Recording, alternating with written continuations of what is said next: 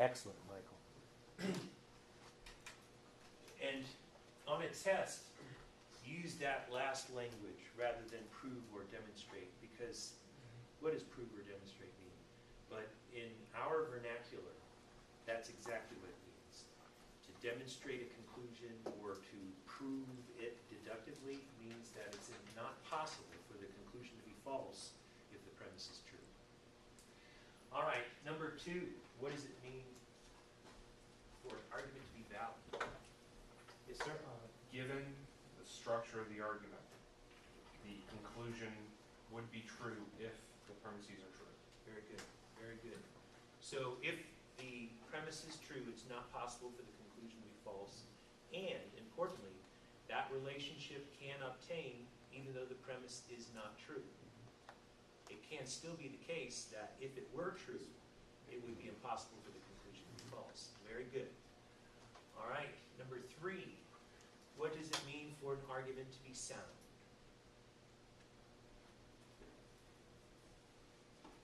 Yes, sir, Joe? It means that the premise or the premises, I guess, need to be interdependent. They must both be true. Correct. So, do I need to go further? There's one more thing we need. Oops. Argument has to be valid as well. Correct, correct. So you need to start with a valid argument, and then you need to see that the premises are indeed true.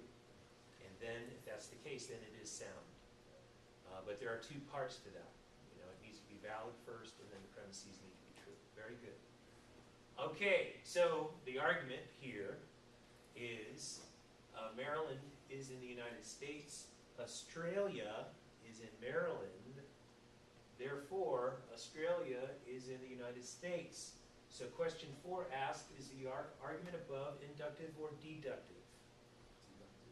Very good, Joel. It's deductive.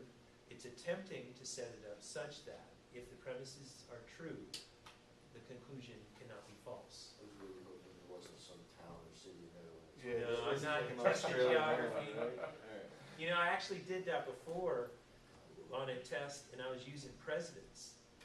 And people aren't good on their presidents. And, you know, Jefferson and Lincoln, they had no idea of time frames, so I'm trying to make that obvious that what's going on here. So, number 4, it's a deductive argument. Very good, Joel. Number 5, is the argument valid? Yes. Correct. It is valid. Why is it valid, Leslie?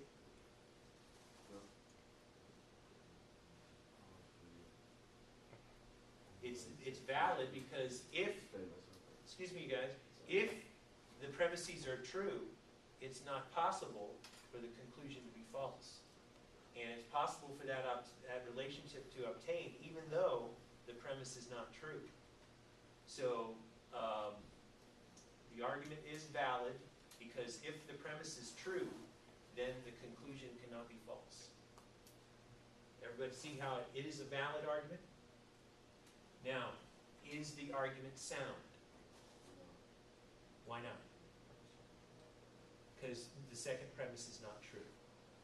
It is valid, but it is not sound, or the premise is not true, therefore it's not a sound argument. Cody? For some reason, with like I don't know, I got that one wrong, of course, but like the last one?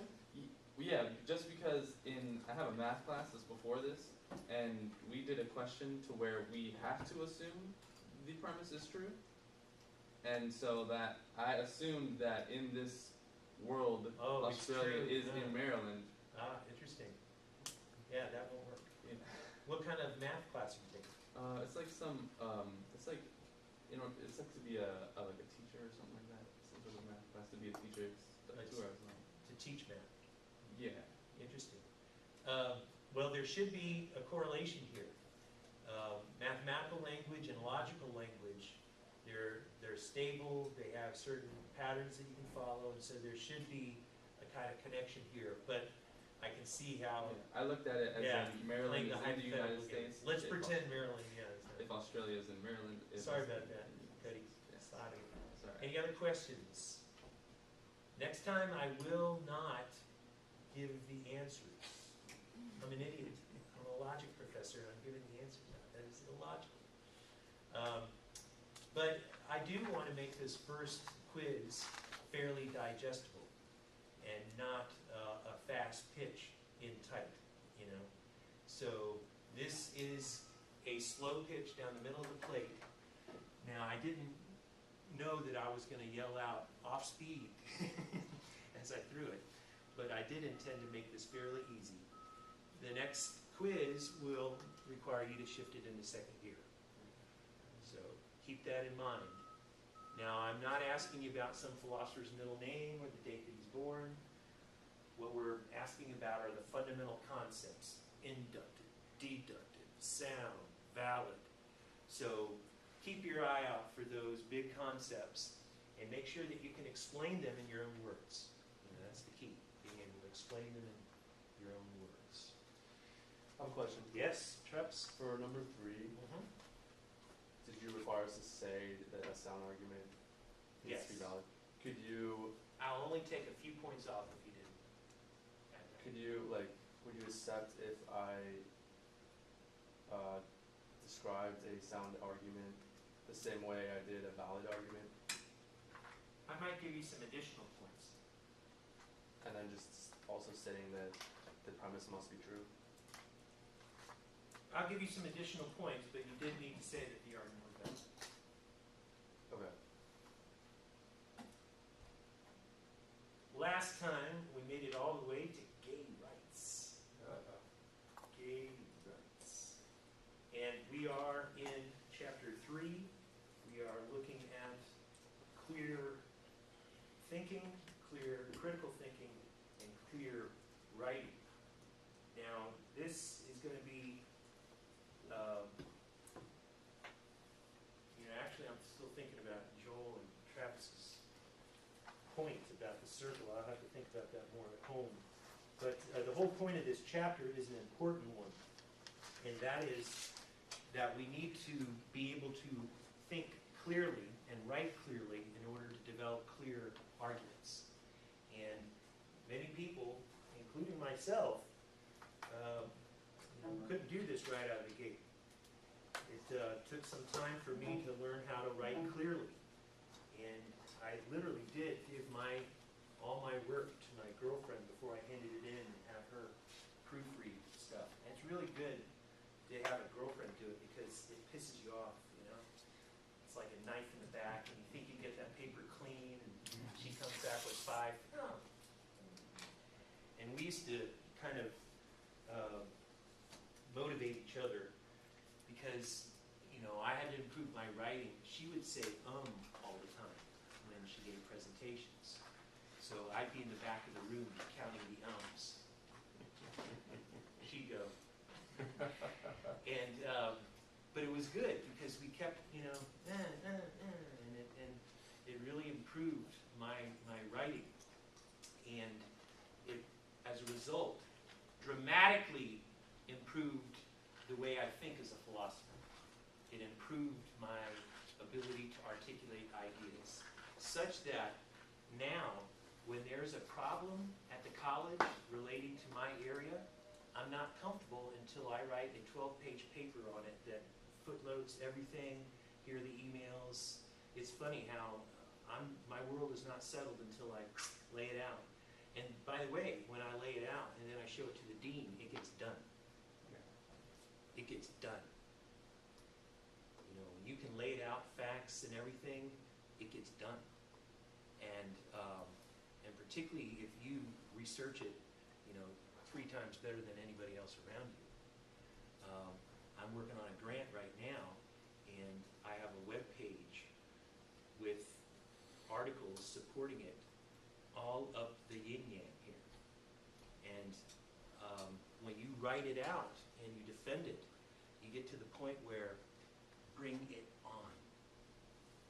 You have an issue with this, I will like it. Come on, I enjoy it. I mean, seriously. And so once you have that ability to clearly lay it out and defend your position, there is a certain confidence that you get. You have the ability to operate within the organization and get things done. There are people who you ask, we need need you to lay this out. Who did we ask to do the Declaration of Independence? Correct. Why did we pick him? Critical thinker, philosopher. One of the most Lawyer. intelligent of the four founding fathers. This guy will make us look like an idiot. Why don't we get Jefferson to do it, you know? So you get Jefferson to do it, and he has this ability to lay it out clearly, and you know, they all read it and they say, yeah, okay. That's an ability, you know? Lay it out clearly, think it through clearly. So that's what we're really doing in this chapter, and we're looking at different ways in which we can be ambiguous, different ways in which we can be confusing, and we're trying to reduce the ambiguity and the confusion. Just to remind us where we've been here, we've been talking about these sources of confusion. Vagueness, ambiguity, excessive generality, and undefined terms. Last time we talked about vagueness, how you can have these borderline cases where you don't know what's what. For example, is waterboarding cruel and unusual punishment? Well, you don't really know because the term or the phrase cruel and unusual punishment is one of the vaguest phrases you can come up with. I think what my brother does to my dog is cruel and unusual. So it's a vague phrase that can be interpreted in many different ways that reduces its utility. Now, however, in ordinary business, we are often vague with our friends. I'll meet you at the place by the thing. Okay, see you there. Well, to us it's clear, but to everybody else outside the conversation it is vague. Things can be ambiguous. We talked about the different ways in which you can interpret language. Jessica is renting her house. She could be renting, she could be renting it out to somebody else. It's not clear. Kids do make nutritious snacks. Nobody's going to deny that. Minors refuse to work after death. These can be interpreted in different ways. Don't make sense. So in language, we need to be clear. We need to make sure that our sentences, our phrases are not ambiguous. We need to make sure they won't be interpreted in other ways. Of course, in comedy, often you set phrases up so that they can be interpreted in more than one way, and that's the joke. You know, double entendres. Politicians, you make it ambiguous, they're going to pick the one that they want to answer. They're trained to do that. Somebody asks you a question, you're trained to answer the question that you had preferred they asked. So if you're ever frustrated, did you hear the question? He did, and he's consciously not answering it. They will appeal to their own language. And for some people, this whole notion about gay rights is ambiguous.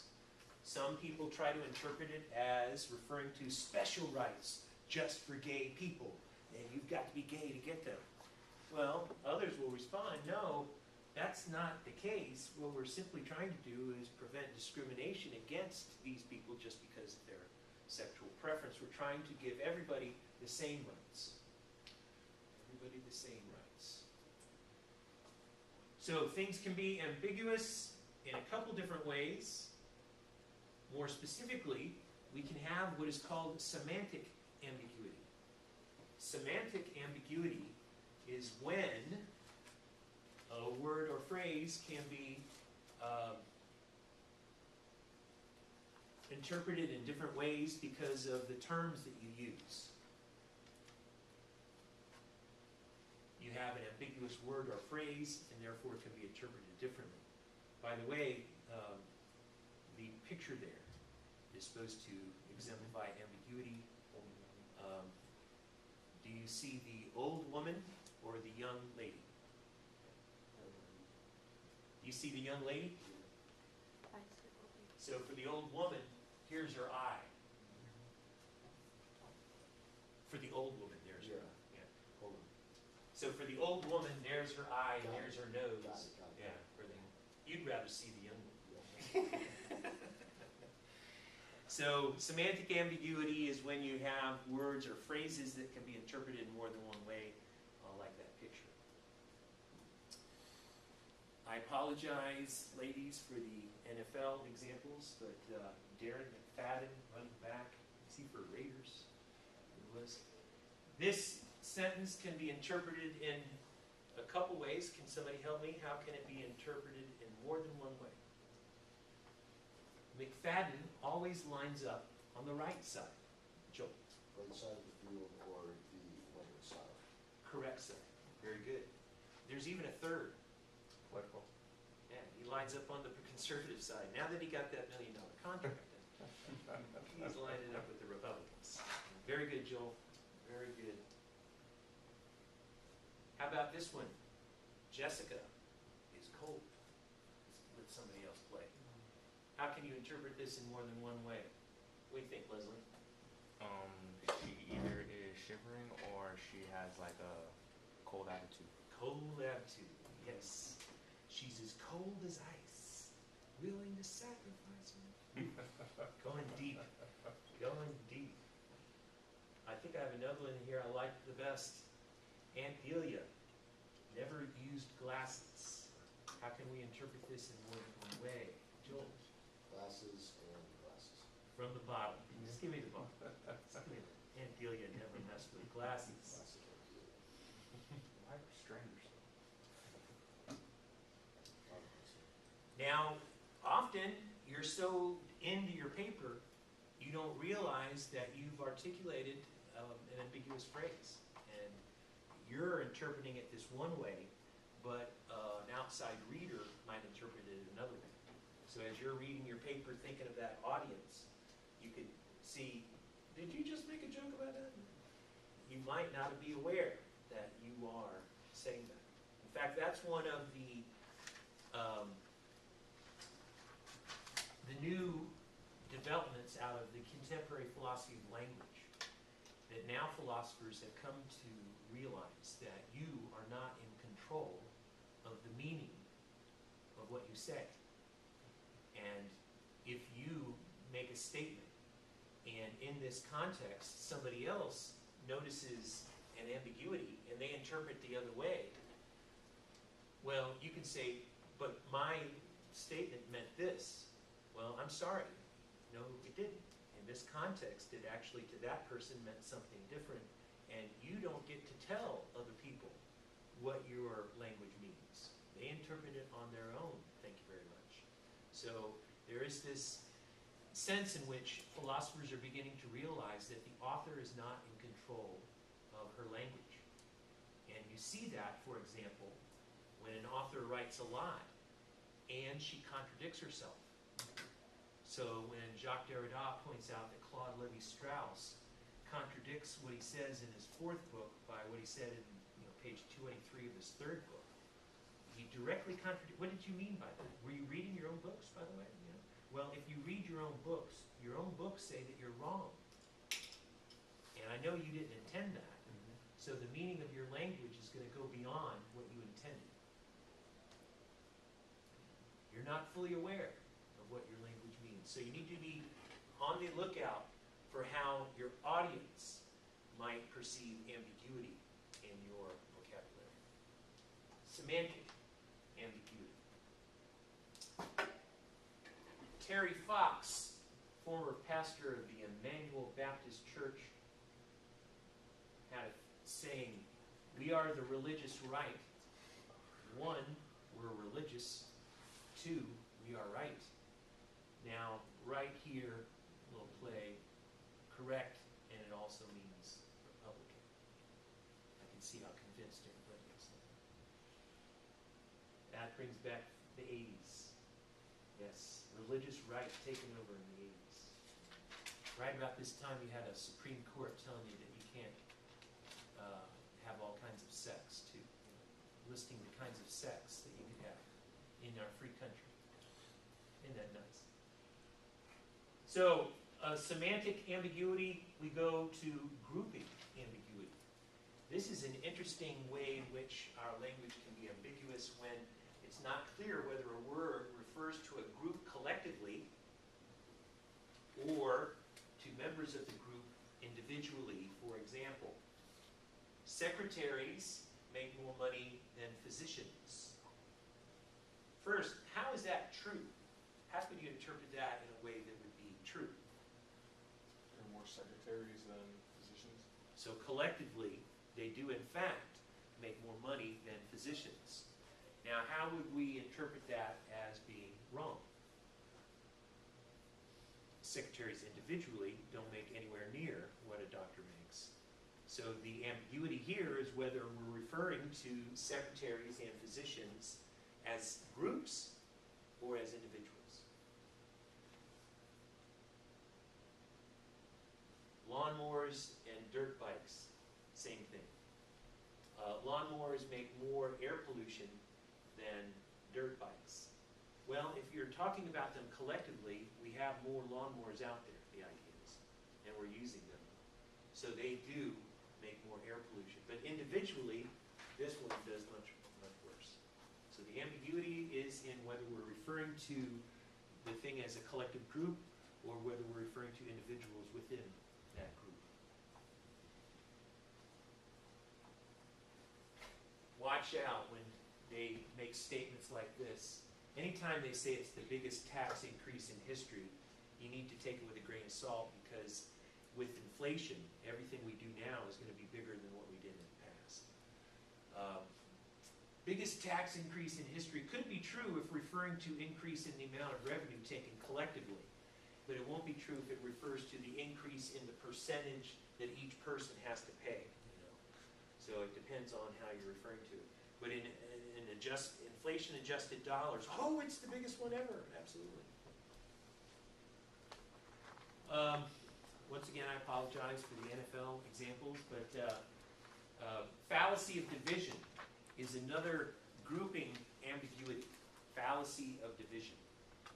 And the fallacy of division, the name gives you an idea of what you're referring to here. Fallacy of division is when we assume a trait of a group collectively applies also to the individuals within that group. So for example, it's actually wrong. It's the 72 Dolphins went undefeated.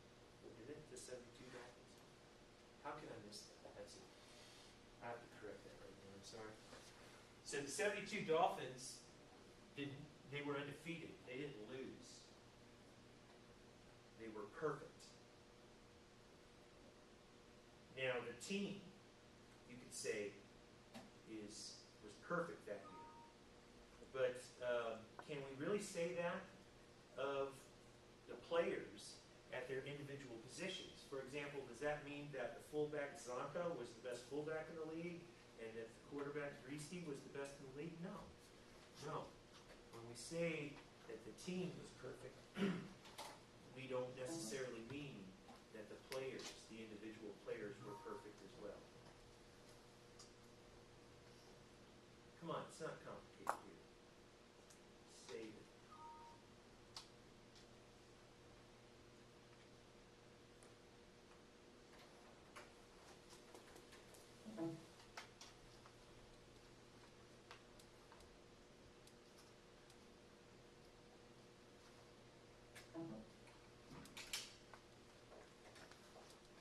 So the confusion here is whether we're referring to the team or the players on the team as individuals.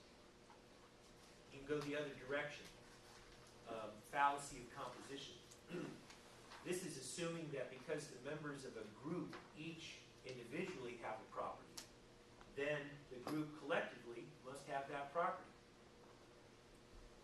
And here, because most members of Congress receive relatively high marks in opinion polls, Congress must also receive high marks. That's a joke now. Congress approval ratings below that of the Nazi Party, I believe. It's incredible. I mean, I think Hitler's higher than Boehner at this point. So this doesn't work at all. The individual members of the team can have high approval ratings, but that doesn't mean the team has high approval ratings. So just because something applies to the individual members, that doesn't mean that property applies to the collective group. And for the sports examples, when I was down in Miami when LeBron brought his skills there, and everybody was talking about you bring the best players together and boom, you're going to have the best team. Well, not quite. It took them a while, 1 year. It took them a So, and the Celtics did the same thing a while ago when they brought the big three together, won a few titles. So the fallacy of composition is the fallacy of assuming that because some property applies to the individual members of a group, it must also apply to the group collectively. Fallacy of division, fallacy of composition, they go the opposite directions. Any questions with these grouping ambiguities? Yes, sir, Travis? So like, as of right now, being ambiguous is kind of being shed under like a bad light. Correct. But say for instance, a news agency, maybe like Yahoo, like the news sector of Yahoo, don't they use ambiguity to create bigger headlines? Absolutely. So there will be occasions when ambiguity will serve our interests. Humor, we were talking about before, that's what comedians do. They're looking for double entendres all over the place. Depends on the comedian. And advertising, I bet in advertising you're going to try to use humor to sell products. And so using a good ambiguity at the right point, I'm sure there's commercials with examples of that. I can't remember offhand. But so in language, we're going to try generally to do away with ambiguity. However, your point's well taken. There can be occasions, contexts, in which some appropriately used ambiguity might serve your interests. Like an ambiguous title might get you to read the paper to correct ambiguity entirely. In fact, that is often a strategy for titling papers. You put something up that goes, wow, you know, kind of an attention grabber, and it makes you read the article in order to clarify, that clearly makes no sense. So you got to go in there to find out. Like the biggest tax, like for instance, take your example of the biggest tax increase. So politics, clearly. All over the place. So this is the home of ambiguity. This is the mecca of ambiguity. So, you know, the Republicans and Democrats get together and they have this weak point here. So they're going to come up with ambiguous terminology to refer to it so that you don't know that they just voted for a tax increase. Because they're going to use all kinds of language except tax increase to articulate. So you're absolutely right. And for example, I believe that in the last State of the Union address, Obama worked with a historian for a number of days to come up with language that could be used, and that has in the past been used, to refer to income inequality without using the phrase income inequality.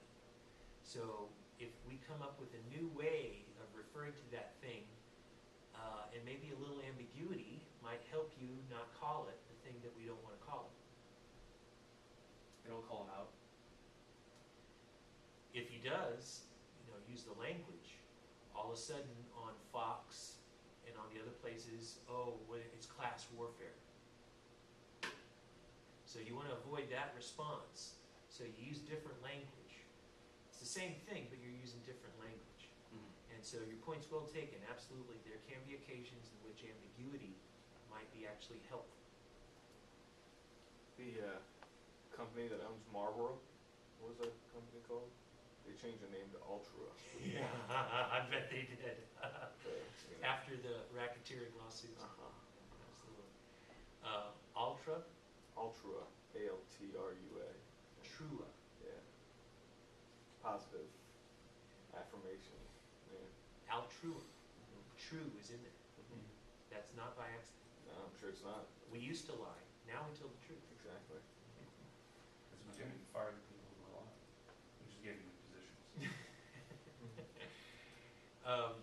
Wonderful back in the 50s how they would have commercials. And commercials for Marlboro. And they get these doctors, or actors playing doctors. And they think of excuses to refer to each other using the pronoun doctor. Doctor, you want a cigarette? Sure, absolutely. You have a light, doctor. I do, doctor. And just kind of highlighting the idea that smoking's all right according to doctors. So they go out of their way to get that out there. And they're not even being ambiguous about it. Right out in front of God and everybody, until they did get sued for racketeering. That itself is a fallacy of composition. One doctor says smoking's okay. Yeah. So therefore, all doctors Right. must think smoking is okay. Dental commercials do that. So semantic ambiguity is when a word or phrase can be ambiguous and it makes your statement ambiguous. Syntactic ambiguity is different from semantic ambiguity. Syntactic ambiguity is created by the structure of the sentence. And in order to correct syntactic ambiguity, you restructure the sentence. And you've run into this. Look at this one. To travel in Canada, you will need a birth certificate or a driver's license and other photo ID. Now that statement can be interpreted in at least two ways. Number one, you will need a birth certificate or a driver's license and other photo ID. That's one way to interpret it. Or you could interpret it this way. You will need a birth certificate or a driver's license and other photo ID. So it depends what you group together. Driver's license with photo ID, or do you put you will need a birth certificate with a driver's license? Also, that a birth certificate could count as a photo ID for later requirements. So there's at least three ways you can interpret this. Now, in order to clarify the ambiguity, to remove the ambiguity, you need to restructure the sentence. So one correction could be like this. You will need either a birth certificate or a driver's license, and you will also need an additional photo ID. By putting the also here, you are grouping this together and then that separately. So sometimes you can have sentences that are unclear because of their structure, and that's syntactic ambiguity.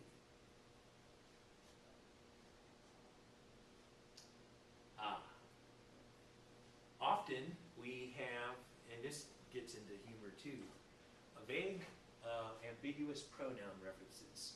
These can be fun. So after their father removed the trash from the pool, the kids played in it. What are they playing in? Obviously, the trash. The trash, yes. So the pronoun here, it, is ambiguous. It can refer to either the trash or the pool. Paul agreed that once Gary removed the motor from the car, he could have it. Can Gary have the motor or the car? You need to clarify that. And that could be a structural issue. You can clarify it pretty easily by how you structure the sentence. Or you can simply replace the pronoun with the thing you're referring to and say that he could have the motor or the car.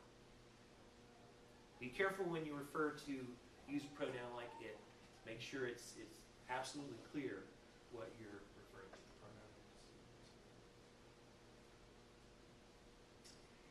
Generality. This is the less detail a claim provides, the more general it is. Claims can be excessively general in certain contexts, and this will undermine clear thinking. So let's say that that Travis is trying to get a job, and Travis, we find, has an arrest record. An arrest record? Well, that's not going to help get a job. Well, unless maybe that statement is overly general. Consider that he was applying for a job at the Environmental Defense Fund, and the arrest record was for a protest against a company that was polluting the river. He was engaged in a peaceful protest, and he was arrested for it. If you're more specific, this helps you get the job. If you're overly general, you don't get the job. So in some cases, being excessively general, like in this instance, will actually harm you. The war on terror. The war on terror.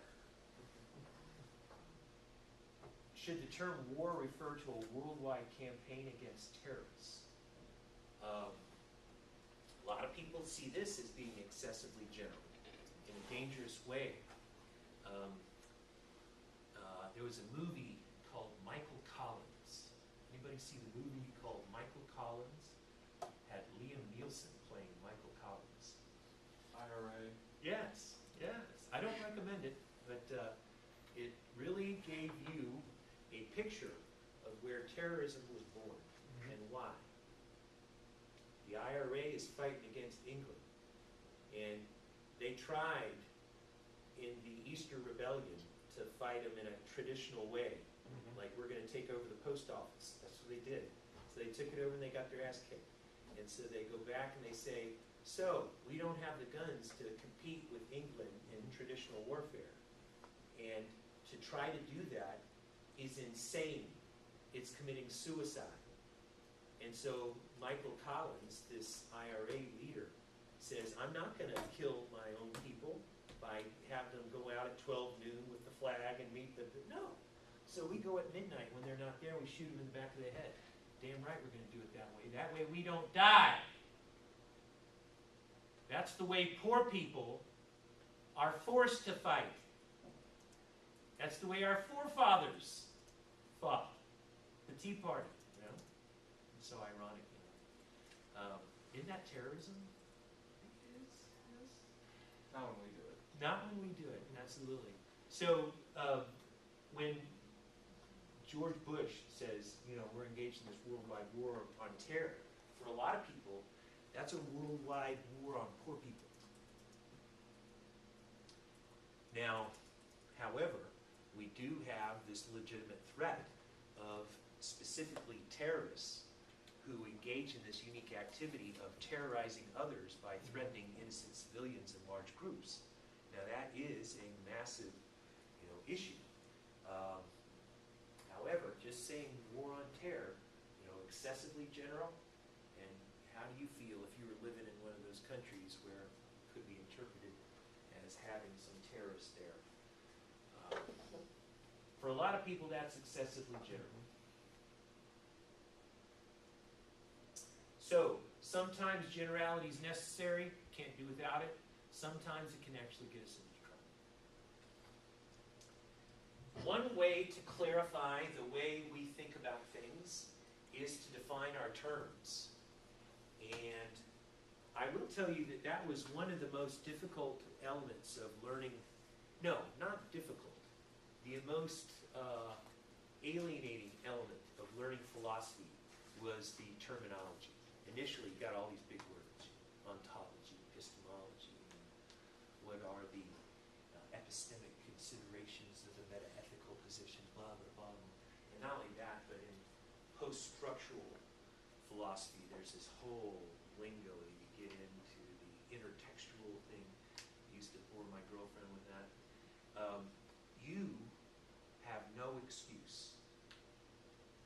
There's this thing on your laptop where you just Google, or, you know, Webster's, and you can define, you know, you put a word in there and it's yours.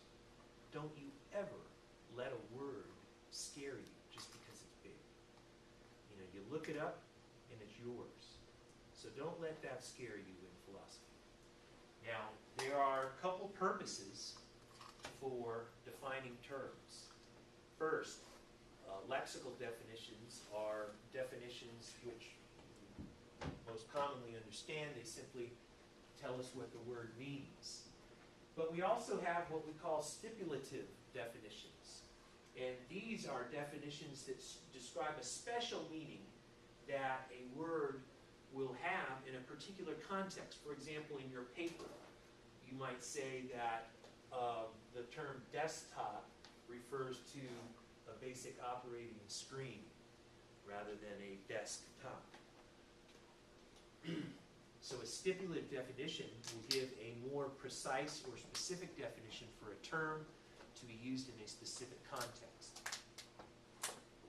Precising definition. This is used to reduce generality, vagueness, and ambiguity. For example, can say in this contract, dollars will refer to Canadian dollars. More precise definition for a term you're using in your paper. Here's a kind of definition that we don't want you to use. A rhetorical definition. Does anybody know what a rhetorical definition is? Yeah. What's a rhetorical definition, Ben? You use the word you're trying to define in the definition. Or, it's designed to have rhetorical use or intrigued, like ethos. Or So you're going to Rhetoric, define a term in a way that helps you win the argument. Yes. And helps you persuade somebody. And this is what you don't want to do. For example, if somebody were to define a conservative as a hypocrite that thinks the point of life is making money by ripping off the poor, you're not taking seriously the debate. You are defining the term in a way that begs the question so that you can potentially win the argument. This is not the way to use logic. The idea in logic is that you start with a common ground upon which we all agree. So you do not use rhetorical definitions. You define your terms in a way that is agreeable to everybody. And that way, when you develop a logical argument, they have to come with you.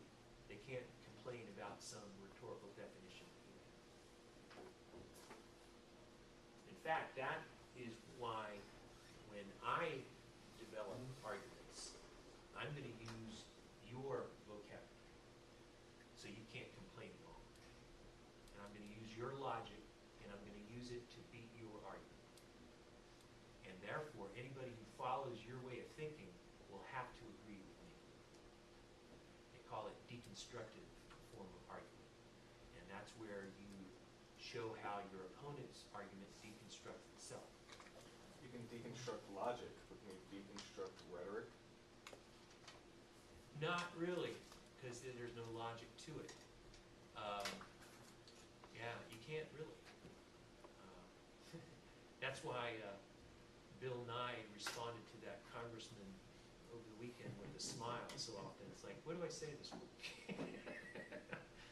Did anybody see that? Bill Nye was debating climate change with a Republican congresswoman from New York, I believe. And with a PhD in environmental science, right? She has one, right? she accused him of being an actor, she said. What are you, honey? A bad actor? I literally had to turn down the volume when it made me vomit in my throat.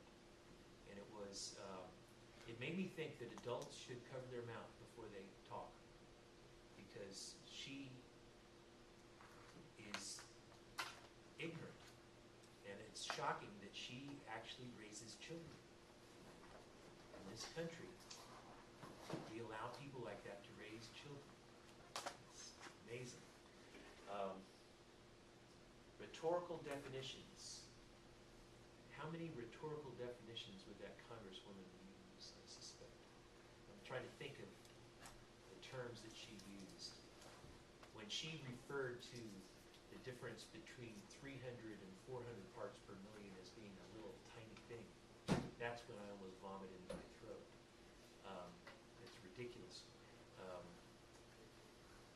I can't get that. So, defining terms, many ways to define terms that increase clarity up here. This is what you want to avoid. Do not use rhetorical definitions. So, for example, if somebody defined abortion as the murder of an unborn child. Yeah. Does it still count as like a rhetorical definition when their whole, like they pretty much, like, I just view it as they've mislearned everything that they're speaking about, so even in their mind it logically doesn't make sense?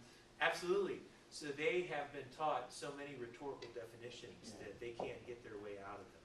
Absolutely. And unfortunately, there are people that live in that universe. They wake up to Fox News and they just get that same stuff all day long.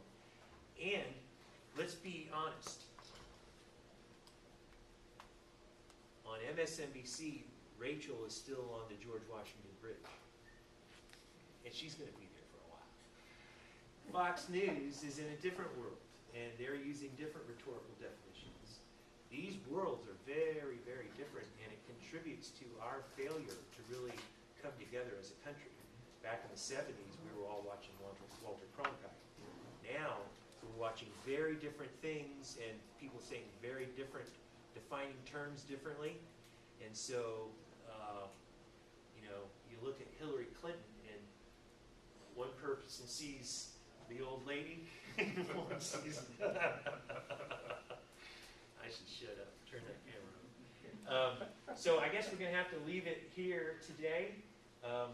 Today's Wednesday, so we will not see each other till next Monday. Have a great weekend.